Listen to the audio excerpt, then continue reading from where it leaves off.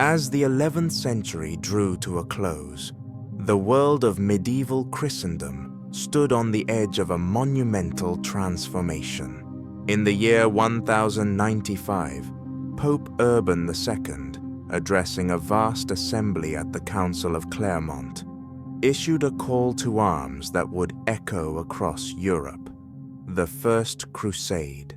His message was clear. Christian warriors were to journey east, liberate Jerusalem from Muslim control, and defend their fellow Christians in the Byzantine Empire. The response was overwhelming. Tens of thousands of knights, peasants, and pilgrims set off on the long and arduous journey to the Holy Land. Motivated by faith, the promise of spiritual salvation, and the lure of land or wealth, they marched under the banner of the cross. After years of hardship, siege, and bloodshed, the Crusaders captured Jerusalem in the year 1099, establishing several Christian states in the Levant. But victory brought with it not peace, but vulnerability. The new Latin kingdom of Jerusalem was a fragile creation, surrounded by hostile powers and connected to Europe only by sea and perilous overland routes. Pilgrims arriving to visit the holy sites faced constant threats: bandits, local raiders, and the dangers of a harsh and unfamiliar land. The need for protection quickly became clear. It was in this context, around the year 1119, that a small group of knights gathered in Jerusalem with a singular purpose: to defend Christian pilgrims traveling through the Holy Land. Led by Hugues de Payens, a French nobleman of modest background, they formed a brotherhood of warrior monks. They vowed to live a life of poverty, chastity, and obedience, following the model of traditional monastic orders. But with one crucial difference: their vocation was not contemplation, but combat. The group received the support of Baldwin II, King of Jerusalem, who granted them quarters on the Temple Mount, in a structure believed to have stood on the ruins of Solomon's Temple. From this sacred site, the knights drew their name: the poor fellow soldiers of Christ and of the Temple of Solomon, Pauperes Commilitones, Christi Templic Salomonici. In time, they would be known simply as the Templars. At first, their numbers were small, and their resources few. They wore simple white mantles, carried basic weapons, and lived under austere conditions. Yet their mission resonated. The idea of devout Christian knights protecting the faithful in the Holy Land captured the imagination of Europe's nobility and clergy. In the year 1129, at the Council of Troyes, the order received formal recognition from the Church. With the backing of Bernard of Clairvaux, one of the most influential religious figures of the time, the Templars were granted a rule based on the Cistercian model. This ecclesiastical approval transformed them from a local militia into an international religious military order. Their rule emphasized discipline, humility, and service. Templars were forbidden from gambling, drinking, or unnecessary conversation. They were to eat in silence, pray regularly, and live communally. Yet they also trained for war, maintained their weapons and horses, and rode into battle with the cry, "Non nobis Domine." Not unto us, O Lord, but unto thy name give the glory. The success of the order was swift. Nobles from across Europe donated lands, money, and sons to the Templar cause. The order established preceptories, administrative centers, and estates throughout Christendom. These served as sources of income and recruits, enabling the Templars to maintain a permanent presence in the Holy Land and to support the Crusader states. As the decades passed, the Templars became renowned not only for their martial prowess, but for their financial acumen and organizational efficiency. They created a network that spanned from Portugal to Palestine, allowing for the transfer of resources, information, and personnel across continents. They became trusted guardians of wealth and pilgrims, and even developed early forms of banking, issuing letters of credit to travelers. But in these early years, their focus remained sharply on the defense of the Holy Land. They built castles, escorted caravans, and stood as a professional force amidst often chaotic and unreliable local militias. In battles against Muslim armies, they distinguished themselves with discipline and valor, earning both admiration and fear. Yet with fame came scrutiny. Their secretive rituals, their growing power, and their direct subordination to the Pope began to raise questions. They answered not to kings, but to Rome. They carried arms, yet were monks. They grew wealthy, yet took vows of poverty. For now, their image was one of honor and sacrifice. But the seeds of future suspicion were already planted. As we close this first chapter, the Order of the Temple stands as a symbol of the crusading spirit, a brotherhood of warriors and monks, forged in the fires of conflict and destined to leave a lasting mark on the medieval world. Following their official recognition by the Catholic Church in the early 12th century, the Knights Templar rapidly expanded their influence across Christendom. What had begun as a modest brotherhood of fewer than a dozen knights soon evolved into one of the most powerful and far-reaching institutions of the medieval world. The combination of religious legitimacy, military purpose, and international support created the foundation for their astonishing rise. With the backing of Pope Honorius II and powerful allies such as Bernard of Clairvaux, the Templars were granted unique privileges. They answered directly to the Pope, bypassing bishops and kings. This independence, rare in the feudal world, allowed the order to grow without interference from local rulers. The Templars could travel freely across borders, collect donations, and maintain their own laws and courts within their properties. Donations poured in from across Europe. Nobles and monarchs, moved by religious fervor or the hope of divine favor, gifted lands, castles, farms, vineyards, and entire villages to the order. In exchange, many asked to be buried in Templar cemeteries or to have their souls protected in the afterlife. These endowments made the Templars one of the largest landowners in medieval Europe. Templar preceptories were soon established across France, England, the Iberian Peninsula, the Holy Roman Empire, and beyond. These served not only as religious and administrative centers, but also as economic hubs. The order cultivated crops, raised livestock, collected rents, and traded goods. Their properties were well managed and often more efficient than surrounding estates. In the Holy Land, the Templars focused on building a strong military presence.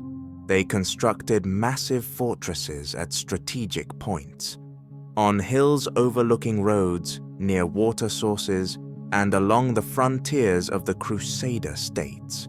Castles such as Saft, Tortosa, and the famed Crac des Chevaliers became symbols of Christian resistance and martial strength. These were not merely defensive structures. They were command centers, supply depots, and rallying points in times of war. The Templars developed a reputation for discipline and fearlessness. They were often placed at the front lines of battles, charged with breaking enemy formations or holding ground in retreat. Their distinctive white mantles emblazoned with red crosses became synonymous with courage. In battle, they followed strict protocols and codes of conduct, avoiding ransom or retreat unless commanded by their superior. While war remained central to their mission, the Order also became involved in finance. With holdings scattered across Europe and the Levant, the Templars developed systems for moving money securely. Pilgrims could deposit funds in a Templar house in one city and withdraw them in another using coded documents. These early forms of credit helped establish the Templars as trusted custodians of wealth. Royal families, nobles, merchants, and even the papacy used Templar houses as banks. They stored treasure, received loans, and arranged transfers. The Order began charging modest fees for these services, further expanding their resources. At their peak, the Templars may have handled more capital than some kingdoms. Their organization was hierarchical and efficient. At the local level, each preceptory was managed by a commander who reported to regional masters. These, in turn, answered to the Grand Master, based in Jerusalem and later in Acre. Regular general chapters ensured unity and discipline across the Order, despite the vast distances between commanderies. Internally, the Templars maintained a strict code. Knights were forbidden to gamble, swear, or hunt for sport. Meals were taken in silence. Personal possessions were minimal.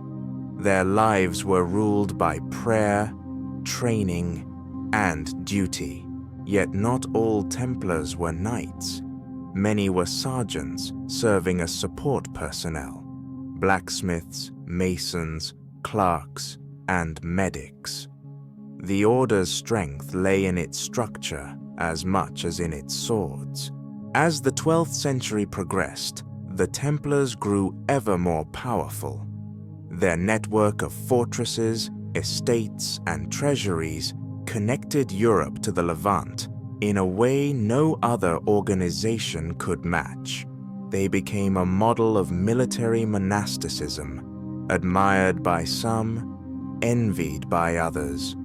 But with growth came visibility, and with visibility, scrutiny. Whispers began to circulate among kings and nobles.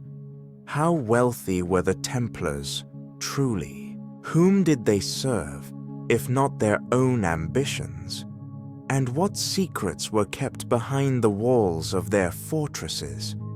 For now, the Order stood strong, respected, and nearly untouchable.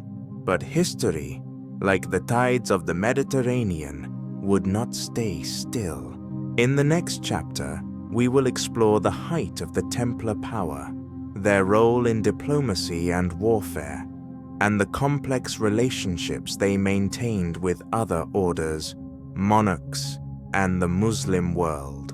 By the middle of the 12th century, the Knights Templar had become a cornerstone of life in the Crusader states and a familiar presence throughout Europe.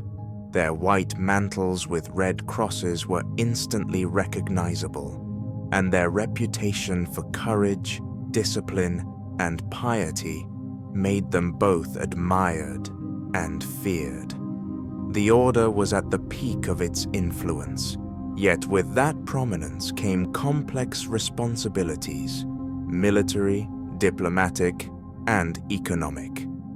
In the Holy Land, the Templars served as an elite fighting force. Their headquarters in Jerusalem, and later in Acre after the fall of the Holy City, operated as the nerve center of their operations. The order garrisoned key fortresses, defended pilgrimage routes, and participated in nearly every major military campaign launched by the Crusader states. But their role extended beyond the battlefield. The Templars also acted as diplomats. In a region fragmented by war and religion, negotiations were often as critical as combat. The order maintained contacts with Muslim leaders, Byzantine officials, and other Christian powers. While committed to their mission of defending the Holy Land, the Templars were pragmatic. They arranged prisoner exchanges, brokered truces, and even paid tributes when necessary to maintain fragile peace along the borders.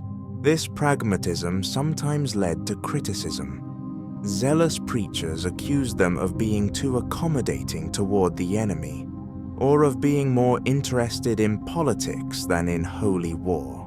But from the Templar perspective, maintaining Christian footholds in the Levant required realism and adaptability.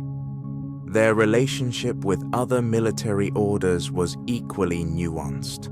The Knights Hospitaller, another powerful brotherhood, shared many of the Templars' ideals, but often competed with them for resources, recognition, and influence. Tensions arose over the control of fortresses, leadership roles in battles, and favor with local rulers. Despite these rivalries, both orders occasionally fought side by side against common enemies. One of the most defining events of this period came in the year 1187, when Jerusalem fell to the Muslim general Saladin. His campaign had united much of the Islamic world, and his victory at the Battle of Hattin shattered the Christian armies. The Templars, who had fought fiercely during the battle and in the defense of the city, suffered heavy losses. Many were captured and executed. The loss of Jerusalem dealt a deep blow to the Crusader cause and forced a strategic reorganization of all Christian forces in the region. In response, the Third Crusade was launched, led by European monarchs such as Richard the Lionheart of England, Philip Augustus of France, and Emperor Frederick Barbarossa of the Holy Roman Empire. The Templars played a central role, providing logistical support, securing routes, and engaging in direct combat. Though Jerusalem was not retaken, the Crusaders managed to secure the coast, including the vital port city of Acre, which became the new center of Christian power in the region. Throughout this era, the Templars continued to fortify key positions. Their castles were engineering marvels: concentric walls, deep cisterns, reinforced gates, and communication systems that allowed rapid alerts along the frontier. These strongholds were often the last line of defense in the face of advancing armies. They were also places of refuge for civilians during sieges and centers for local governance. The order also adapted to changing realities. As Muslim forces grew stronger and Christian kingdoms in Europe faced internal challenges, the Templars increasingly focused on sustaining their own network.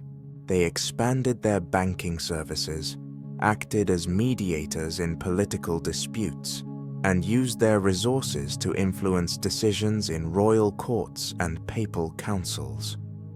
Their involvement in secular politics drew both admiration and suspicion. Monarchs relied on them for loans and military expertise, but also feared their independence. Popes valued their loyalty and global reach, yet watched their growing power with caution. Despite being a religious order, the Templars had become something much more, an international institution with influence that extended far beyond the Holy Land. And yet, the crusading spirit that had once united Europe was beginning to wane. Successive crusades failed to achieve their objectives. Interest in the Eastern campaigns diminished as political and economic priorities shifted toward internal consolidation and expansion in Europe. The idea of reclaiming Jerusalem remained powerful in rhetoric, but less so in practice. The Templars, however, remained. They continued to hold the front lines, manage trade, protect pilgrims, and serve as guardians of Christendom's eastern frontier. But their isolation grew. Cut off from reliable reinforcements, surrounded by increasingly unified Muslim forces, and reliant on diminishing support from the West, their position became more precarious. By the beginning of the 13th century, the Templars were both vital and vulnerable. They embodied the ideals of the Crusades, but also carried the burden of their decline. The next chapter will explore the slow erosion of the Crusader states, the final battles of the Templars in the Holy Land, and the shift that brought them back to Europe, where new dangers awaited. By the early 13th century, the foundations of Christian power in the Holy Land were visibly weakening. Decades of war, fluctuating support from Europe, and increasingly effective Muslim resistance had begun to erode the network of Crusader states established in the previous century. The Knights Templar, once the guardians of this fragile frontier, found themselves overextended, undersupplied, and often isolated. Their story was now entering a new and more difficult chapter.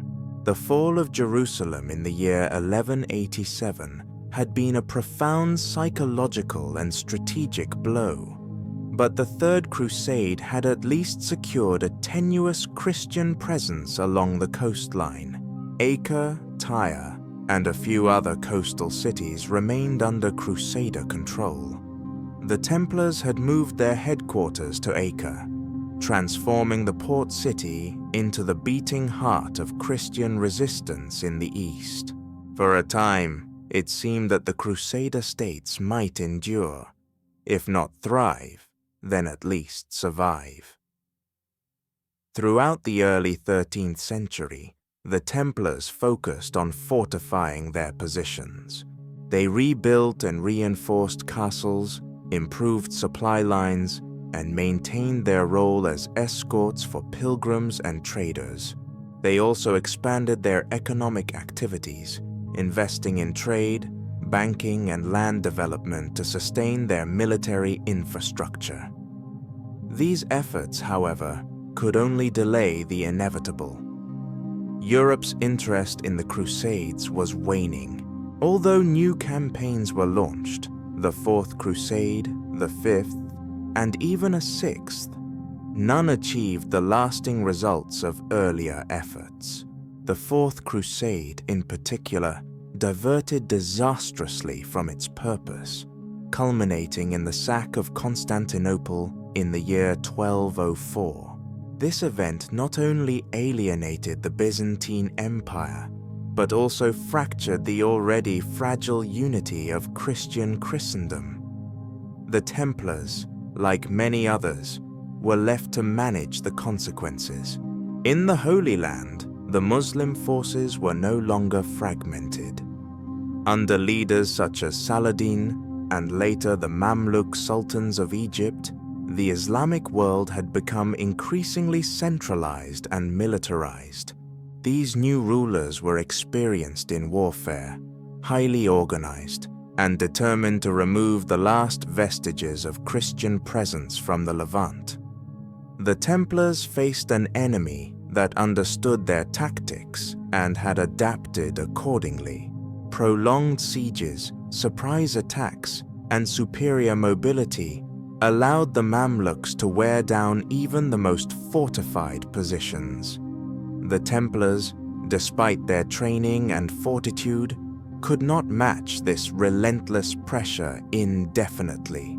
In the year 1268, the Mamluks captured the important coastal city of Jaffa.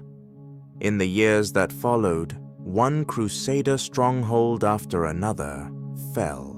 The Templars defended each position with bravery, often to the last man, but the resources simply were not there. Europe, preoccupied with its own political struggles and economic challenges, sent fewer reinforcements and less funding. By the year 1291, the Templars' situation had grown desperate. The Mamluk Sultan al-Ashraf Khalil launched a campaign to eliminate the last Christian enclaves. In May of 1291, the city of Acre came under siege. The Templars, along with the Hospitallers and remaining Crusader forces, mounted a determined defense. The siege of Acre was brutal. The Mamluks bombarded the walls with heavy siege engines, while their infantry launched continuous assaults. Inside the city, panic spread as civilians fled or barricaded themselves in monasteries and churches. The Templars held the line for as long as they could, but on May 28th, the walls were breached. Fighting erupted in the streets. Knights and civilians alike were slaughtered. The Templar fortress held out for several more days, becoming the last point of resistance. According to chroniclers, the last few Templar defenders retreated into an underground passage and collapsed the structure upon themselves rather than surrender. The fall of Acre marked the end of the Crusader states in the Holy Land. Other coastal fortresses fell in rapid succession: Tyre, Sidon, Haifa, and finally the Templar island fortress of Ruad. By the year 1302, no Christian stronghold remained in the Levant. The surviving Templars evacuated by sea, retreating to Cyprus, where they had already established a logistical base. From there, they reassessed their purpose and future. Without a battlefield in the Holy Land, the Order now had to justify its existence to a Europe that was changing rapidly. For more than a century and a half, the Templars had existed to fight in the East. Their identity, prestige, and authority had been tied to the Crusader cause. Now, that cause had vanished. They still held vast lands, wealth, and influence. But the question arose, for what purpose? In Europe, monarchs and nobles, once allies and beneficiaries of the Order's financial services, began to view the Templars differently. No longer were they needed as frontier defenders. Their military role was diminished. What remained was their power, economic, legal, and symbolic. And for kings burdened with debt, that power became a temptation. In the coming years, the Templars would face scrutiny not for their failures in war, but for their success in managing wealth and holding independence. In France in particular, events were already unfolding that would soon cast a shadow over the entire Order. In the next chapter, we will explore the growing tensions in Europe, the ambitions of King Philip IV of France, and the mounting accusations that would lead to the most dramatic and tragic chapter in Templar history. By the dawn of the 14th century, the Knights Templar no longer had a foothold in the Holy Land. Their castles stood abandoned or conquered, and their military mission, the defense of Christian territories in the East, had effectively ended. Yet in Europe, the order remained powerful. Their network of preceptories, estates, treasuries, and commanderies stretched across the continent. They owned vast tracts of land, managed agricultural production, and served as trusted financial agents for nobles, monarchs, and even the papacy. But their wealth, autonomy, and lack of clear purpose in a post-Crusader world began to raise questions. What was the role of a warrior monk in an age with no crusade? Why did the Templars, once seen as holy defenders of Jerusalem, now seem more like international bankers and landowners? These concerns were compounded by their unique legal status. They answered only to the Pope, not to local kings or bishops. No figure viewed this situation with more suspicion and envy than King Philip IV of France, known as Philip the Fair. Despite his reputation for elegance and administrative skill, Philip was burdened by financial strain. His costly wars with England and Flanders had emptied the royal treasury.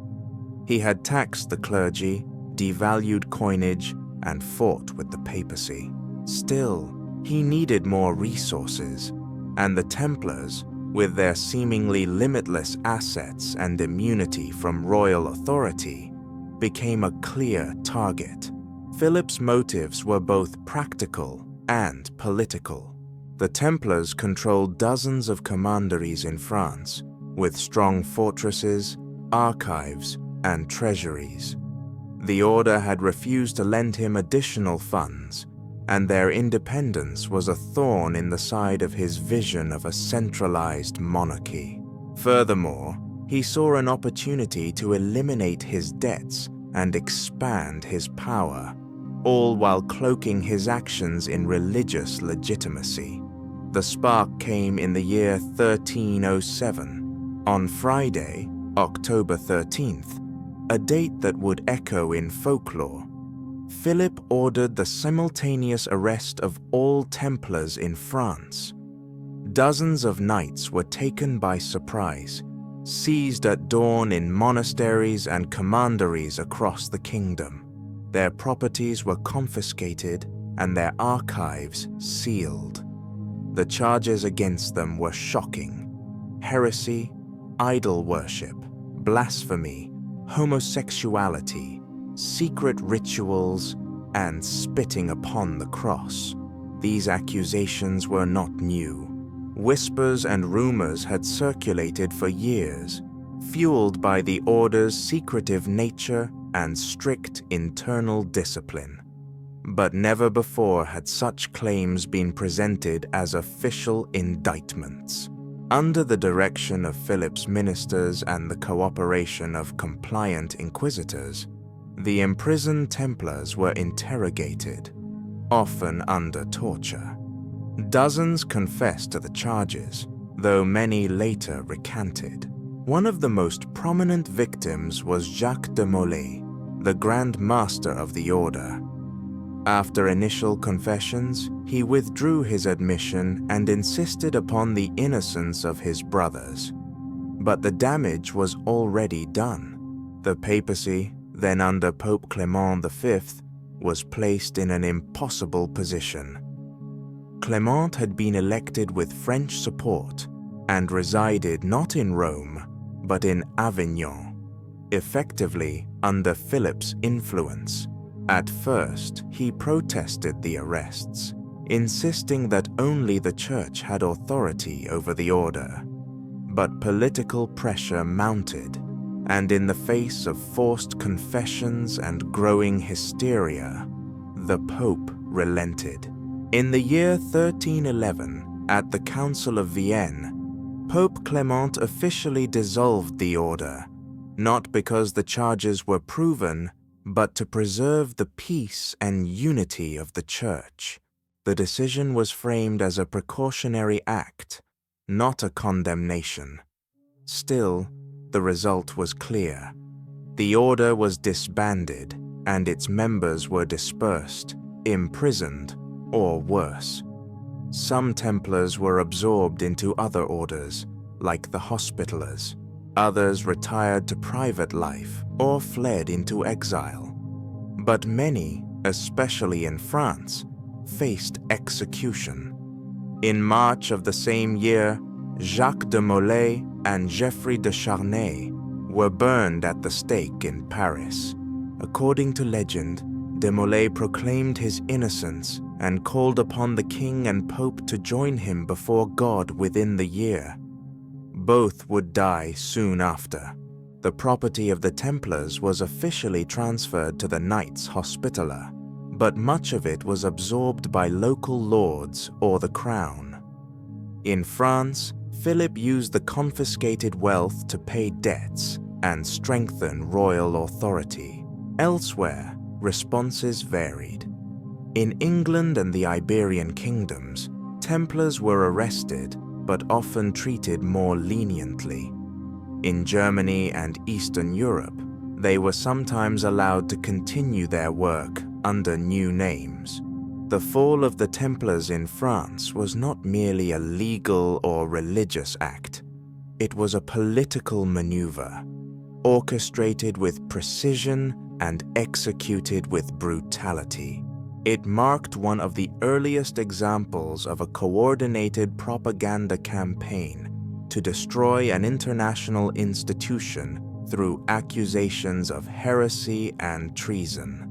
In the following chapter, we will explore the aftermath of the dissolution, the fate of surviving Templars across Europe, and how myths and legends began to grow around the order that had once stood at the heart of Christendom's holy wars.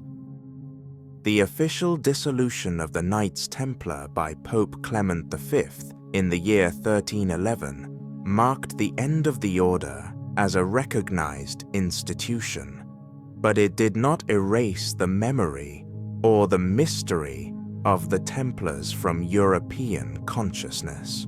In fact, the sudden and dramatic nature of their downfall only deepened the fascination surrounding them.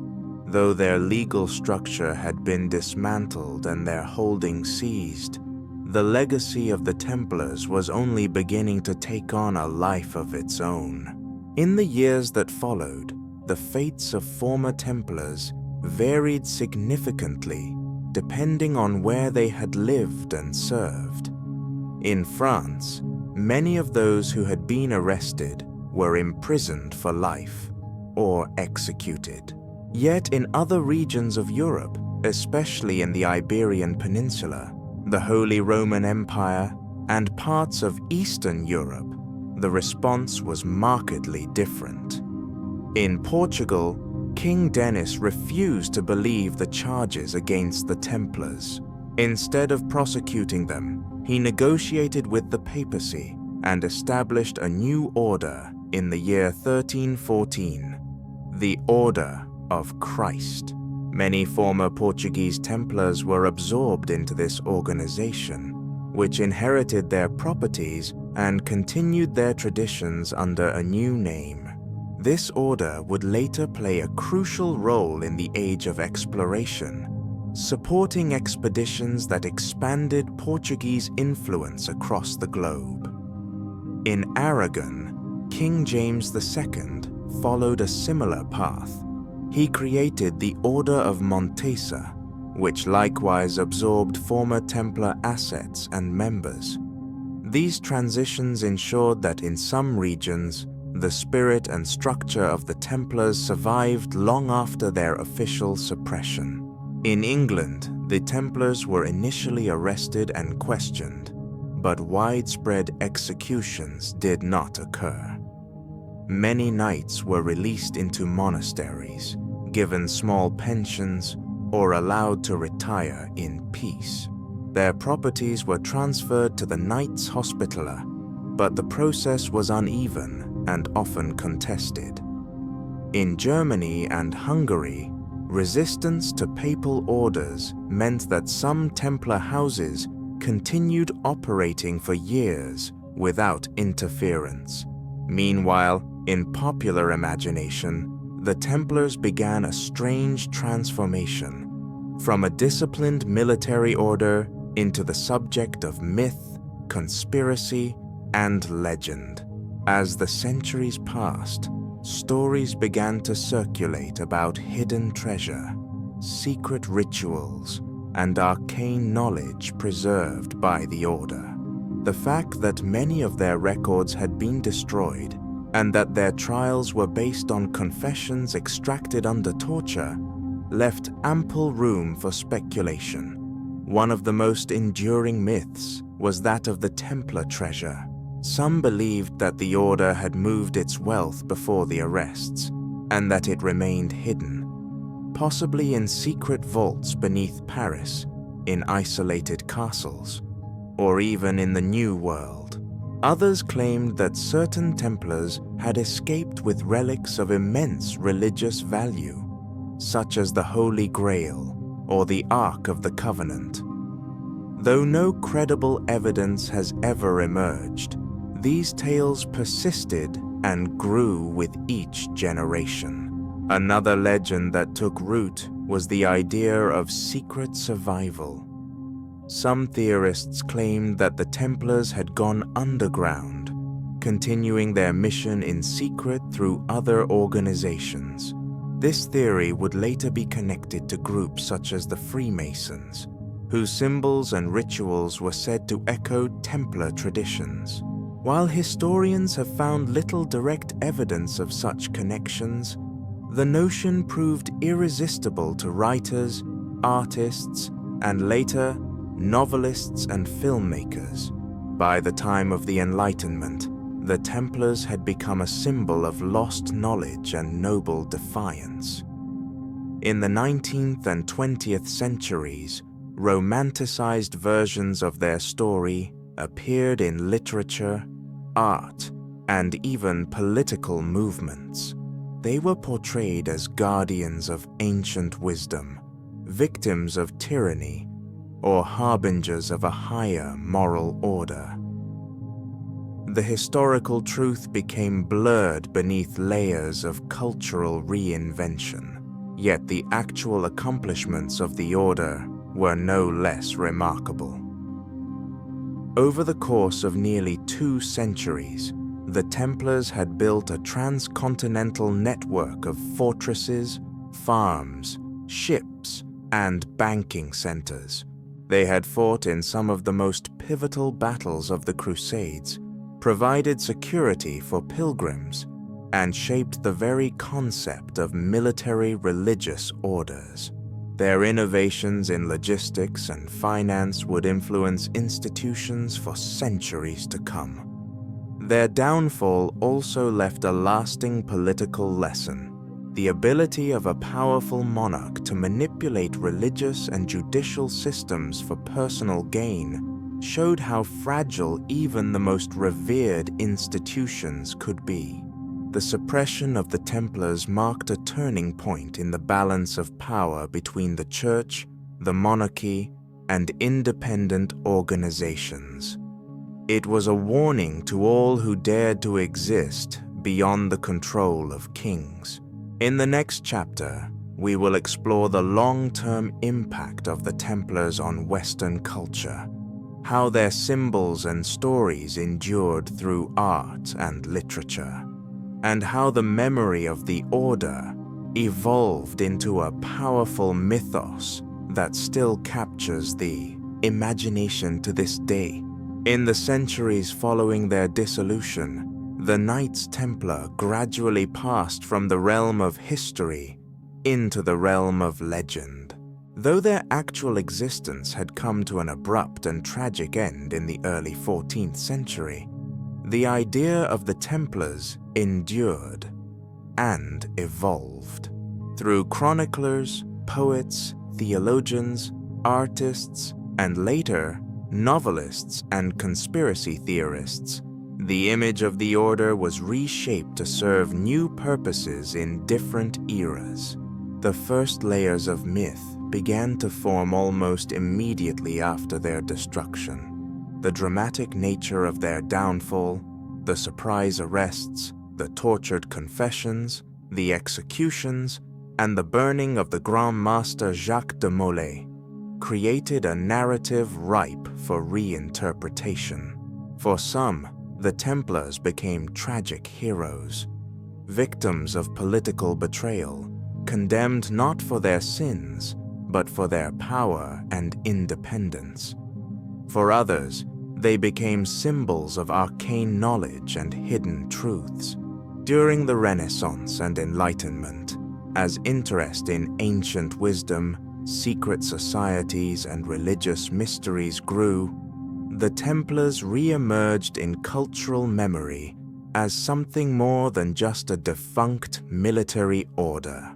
Scholars and mystics speculated about their connections to lost relics, esoteric teachings, and even pre-Christian traditions. The absence of detailed internal records only fueled these theories. What had once been a disciplined, hierarchical, and religious organization became, in the imagination of some, a veiled society guarding powerful secrets. One of the most persistent associations was between the Templars and the Holy Grail, the legendary cup said to have been used by Christ at the Last Supper. In medieval romances, the Grail was often portrayed as hidden and protected by a chosen brotherhood of knights. Over time, it became fashionable to associate that brotherhood with the Templars. Although no historical connection exists, the idea persisted and found renewed life in modern literature and film. Another recurring theme was that of lost treasure. According to legend, as the arrests began in France on Friday the 13th of October, year 1307, Templar officials in Paris managed to spirit away vast quantities of gold, relics, and documents. These vanished assets have never been found, leading some to speculate about secret caches buried in remote chapels, mountain fortresses, or hidden vaults. Though no treasure has ever been verified, the mystery itself became part of the Order's enduring legacy. The Freemasons, a fraternal organization that emerged in the early modern period, were also frequently linked to the Templars. Masonic rites, symbols, and rituals drew upon medieval and chivalric themes, and in the 18th and 19th centuries, some Masonic traditions claimed descent from the Knights Templar. While modern scholars debate the historical validity of these claims, they significantly contributed to the mythologizing of the Templars and their supposed secret continuity. In the arts, the Templar image took many forms. In paintings, they were often portrayed as noble warriors, clad in white with red crosses, standing in solemn silence or charging into battle with divine purpose. In literature, they were cast as everything from holy protectors to malevolent conspirators. The contrast in portrayals reflected the duality of their legacy, both revered and feared, saints and sinners, defenders and outcasts. In the 20th and 21st centuries, the fascination with the Templars reached new heights. Popular novels like The Da Vinci Code, films such as Indiana Jones and the Last Crusade, and countless documentaries, games, and television series drew upon the Templar mystique. These modern retellings often blend historical facts with fiction, reinforcing the idea of the Templars as guardians of profound, possibly world-changing secrets. Symbols associated with the Order, particularly the Red Cross on a white field, the Dual Rider Seal, and the Temple Mount imagery, have been appropriated by numerous groups over time. Some used them in good faith, honoring the discipline and courage of the Templars. Others adopted them for less noble causes, twisting historical symbols to suit political or ideological agendas. As with any powerful myth, the image of the Templars could be reshaped in many directions. Despite this, genuine historical research on the order has continued to advance. Over the past century, scholars have gained access to previously hidden Vatican archives and regional records. These efforts have helped clarify many aspects of the Templars' operations, their financial systems, their relationships with local populations, and their role in the broader political and religious structures of medieval Europe. Yet, no amount of scholarly detail has truly diminished the power of the myth. The Templars represent an idea larger than their history, a symbol of lost ideals, suppressed truths, and noble causes corrupted by earthly powers. Whether seen as martyrs, villains, or keepers of secrets, they continue to inspire fascination and inquiry. In the final chapter, we will reflect on the true historical significance of the Knights Templar, examine their enduring impact on military, religious, and financial institutions, and consider why, centuries after their demise, they remain one of the most compelling and enigmatic institutions of the Middle Ages. As the sun set on the Knights Templar as an official institution, their influence did not vanish with the flames that consumed Jacques de Molay in the year 1314. Rather, it dispersed, quietly and deeply, into the political, military, financial, and cultural structures of the Western world. The Templars were no longer a functioning order, but their legacy, both tangible and intangible, lived on. The first and most immediate impact of the Templars was organizational. They had pioneered a model that successfully combined monastic discipline with military efficiency and international logistics. This was unprecedented. While other monastic orders had focused on prayer, education, or health, the Templars added warfare and banking to the portfolio of religious life. Their legacy would go on to inspire later military orders, including the Knights Hospitaller, the Teutonic Knights, and various regional orders that combined faith and arms in pursuit of religious or political aims. Structurally, the Templars were one of the first truly international institutions. Their ability to operate across borders, enforce internal discipline, and maintain a coherent chain of command from the British Isles to the Levant became a model of centralized control in a fragmented world. Their experience managing vast estates, agricultural production, and transportation networks made them effective landholders and economic agents in a medieval Europe that was increasingly interconnected. In the realm of finance, the Templars were arguably the most innovative institution of their time. They developed mechanisms that closely resembled modern banking: letters of credit, deposit and withdrawal systems, secure money transfers, and detailed record-keeping. A pilgrim or merchant could deposit funds in a Templar preceptory in Paris and withdraw them safely in Acre, bypassing the dangers of transporting cash over hostile or unstable terrain. Their efficiency and reliability led kings, nobles, and even the papacy to entrust the order with large sums of money. They managed treasuries, funded armies, and handled complex financial arrangements that laid the groundwork for the banking systems of the Renaissance. Some of the most successful banking families of the 14th and 15th centuries, such as the Medicis, would build on techniques the Templars had tested and refined.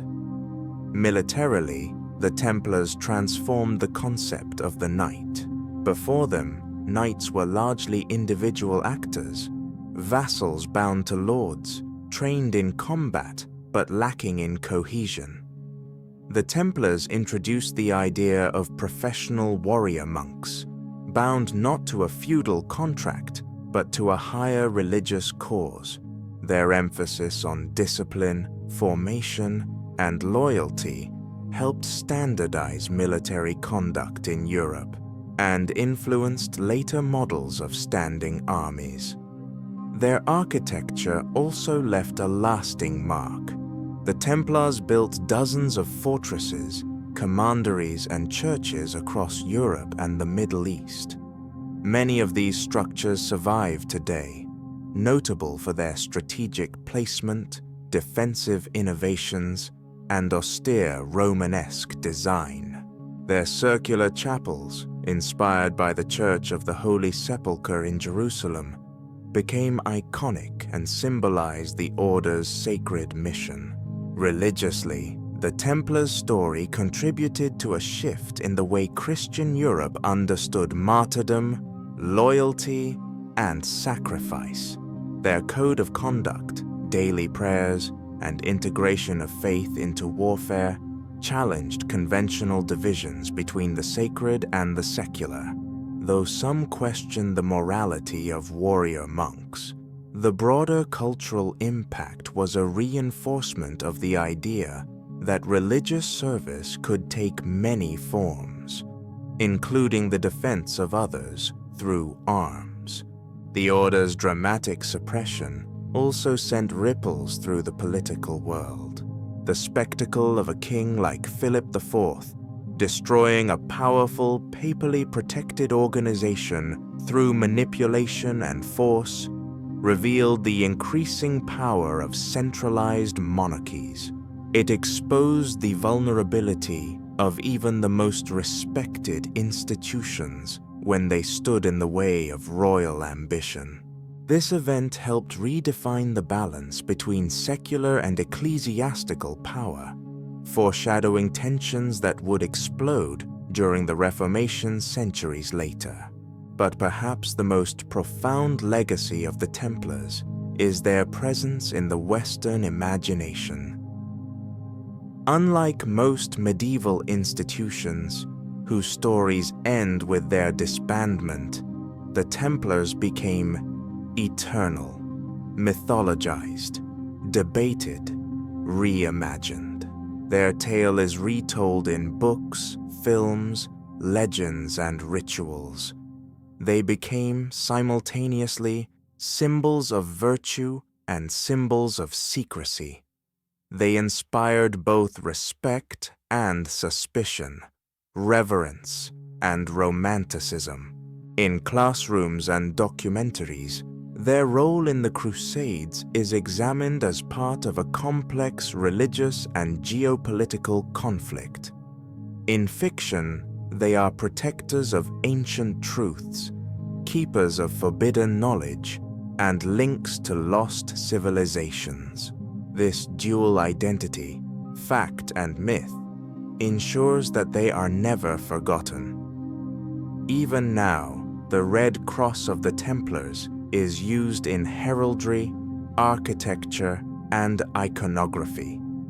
It appears on flags, coins, and emblems. Their motto, Non nobis, Domine, non nobis, sed nomini tuo da gloriam. Not to us, O Lord, not to us, but to your name give the glory, continues to be quoted as a testament to their guiding principle. The story of the Knights Templar is one of ambition and service, of brilliance and betrayal, of ideals that transcended their time. Their rise revealed what disciplined unity could achieve. Their fall, what fear and envy could destroy. But their endurance, through history, through legend, through culture, is a reminder that some ideas, once born, cannot be silenced. And so, long after their banners were furled and their swords sheathed, the Knights Templar march on, in memory, in imagination, and in the enduring search for meaning in the echoes of the past.